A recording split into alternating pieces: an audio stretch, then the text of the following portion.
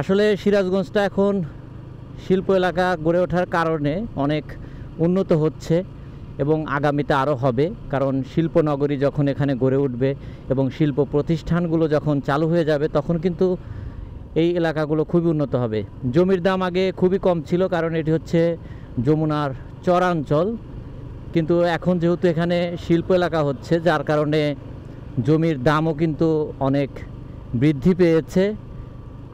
এবং আমরা যে যাচ্ছি আসলেই ভালো লাগতেছে খুব, কারণ অনেক চওড়া রাস্তা এবং এটি যখন ফুল পাকা হবে তখন হয়তো আরও অনেক সুন্দর হবে এবং পর্যটক এরিয়া হয়ে যাবে।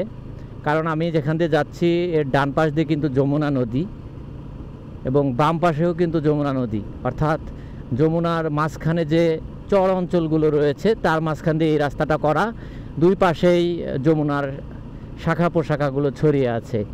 আর এলাকা কেন্দ্রিক বা একটি উপজেলা পর্যায়ে এত সুন্দর রাস্তা, এটি কিন্তু খুবই চমৎকার একটি বিষয়।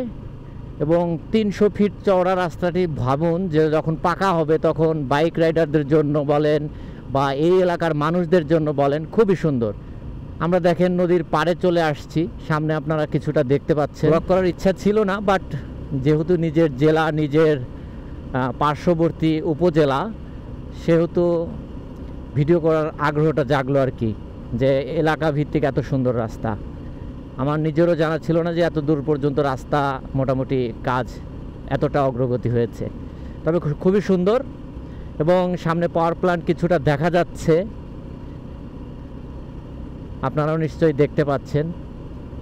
ঠিক পাবনাতে যখন আমি ছোটোবেলা থেকে বড় হয়েছি, পাবনার রূপপুরে, ওখানে কিন্তু খুব বেশি কিছু ছিল না, কিন্তু রূপপুর পারমাণবিক চালু হওয়ার পর থেকে তখন থেকে কিন্তু রূপপুর এলাকা উন্নত হয়েছে এবং জমির দাম অনেক বৃদ্ধি পেয়েছে।